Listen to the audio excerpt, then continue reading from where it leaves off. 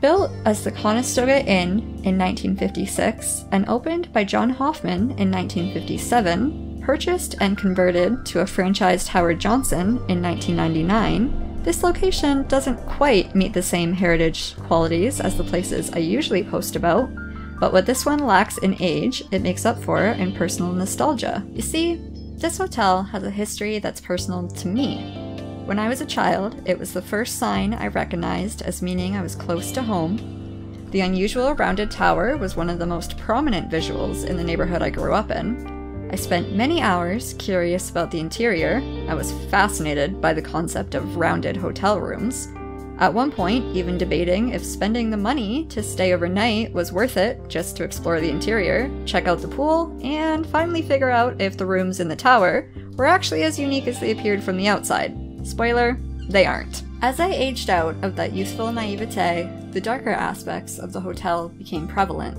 It was the type of place that becomes infamous within the community, that teenagers make up myths and rumors about, etc. It was the type of place that locals avoid and cops frequent.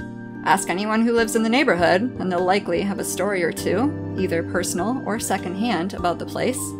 The older I got, the more I began to think of the hotel in a negative manner. The rumors of drugs and prostitution at the hotel were prevalent throughout high school. If you ever wanted to throw a rager, alluding to underage use of drugs and alcohol, this was the place to go. The owner was even featured in a news article about prostitution in the KW region. The stigma was enough to deter most, but those who weren't aware of the reputation would quickly learn, as evidenced by the 200+ one-star reviews on Google, and a further 300+ one-star reviews on TripAdvisor. In 2016, the federal government brokered a deal with the hotel to house 220 Syrian refugees. This only added to the bad reputation of the hotel, as the building conditions were not being upkept with the influx of long-term patrons. A spokesperson for the city said, "It's not ideal, but it's better than the refugee camps." The hotel continued to operate business as usual, and the Google reviews from this time period are shocking at best. In 2017, the hotel was involved in a massive police investigation. A young teenage girl was forced into the sex trade and was kept in one of the rooms for several days, eventually escaping to the nearby plaza and getting help. This hotel was no stranger to the police, with a police car in the lot almost daily, but this was the first major incident to make the news. In 2019, a boy I was dating came to visit me. He had booked a room there. It was the only hotel with a vacancy in the area. I almost refused to go back to his room, but curiosity won me over, and I fulfilled my childhood dream of exploring the hotel in all its glory. The pool was closed for uncited reasons, the gym was tucked away in a back corner of the basement, the bar/restaurant portion had too many citations from public health for me to even risk trying it. Not exactly the ideal spot for our first overnight date, but it was memorable.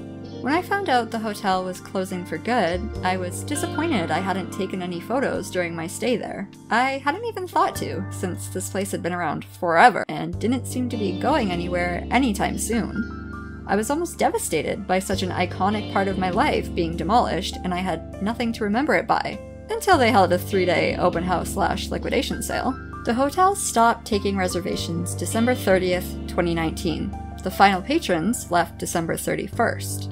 That means my photos are an accurate representation of how the hotel looked when it closed. Take that how you will. You'll also see how this posting fits the theme of my others, as some of these photographs could have easily passed as being from an abandoned building. Demolition was a long, slow process. Portions of the building came down as early as March, but the majority of the building wasn't demolished until August. Just in time for the new plans for the site to be revealed. The lot that used to house some of KW's least fortunate citizens will become 4 condo towers, with units priced starting in the low 300s.